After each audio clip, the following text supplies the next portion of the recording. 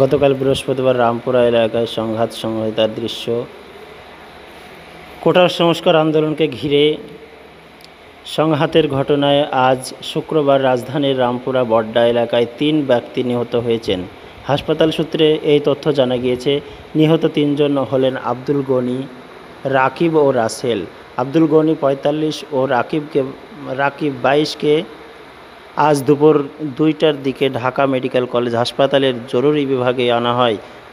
পরীক্ষা শেষে দুপুর ২টা ২০ মিনিটে তাদের মৃত ঘোষণা করেন কর্তব্যরত চিকিৎসক। অন্যদিকে রাসেলকে মৃত ঘোষণা করা হয় রামপুরার ফরাজি হাসপাতালে। আব্দুল গনিকে বড্ডা থেকে হাসপাতালে আনা হয়। ছেলে আল আমিন বলেন, তার বাবা গুলশানের একটি হোটেলে স্যানিটারি মিস্ত্রির কাজ করতেন। আজ সকালে উত্তর বড্ডার বাসা থেকে বের হন। পরে তার গুলিবিদ্ধ হওয়ার খবর পান। রাকিবকে মেডুল বাড্ডা রামপুরা ব্রিজের মধ্যবর্তী আফতাবনগর এলাকা থেকে হাসপাতালে আনা হয়। তার মাথায় আঘাত দেখা গেছে। এক স্বজন জানান, রাকিব বিদ্যুতের কাজ করতেন। গ্রামের বাড়ি মুন্সিগঞ্জে। বাবার নাম চাঁদ মিয়া। তার মাথায় আঘাত দেখা গিয়েছে।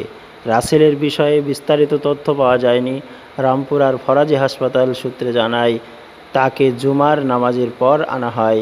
এই হাসপাতালে আজ প্রায় ২০০ জনকে আহত অবস্থায় আনা হয়।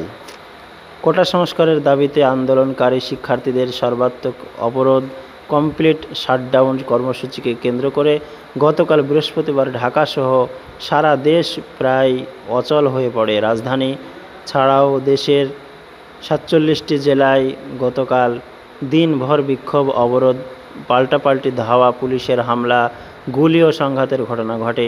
এসব ঘটনায় গতকাল ২৭ জন নিহত হওয়ার খবর পাওয়া যায়। গতকাল শুধু ঢাকাতেই ১৯ জন নিহত হয়েছেন। বাকি ৮ জন চট্টগ্রাম, নরসিংদী, মাদারীপুর, সিলেট, রংপুর ও ঢাকার সাভারে নিহত হয়েছেন। গতকাল আহত হয়েছেন অন্তত ১৫০০। আজ শুক্রবারও সারা দেশে সর্বাত্মক অবরোধ কর্মসূচি চলবে বলে জানিয়েছেন বৈষম্য বিরোধী ছাত্র আন্দোলনের অন্যতম সমন্বয়ক আসিফ মাহমুদ।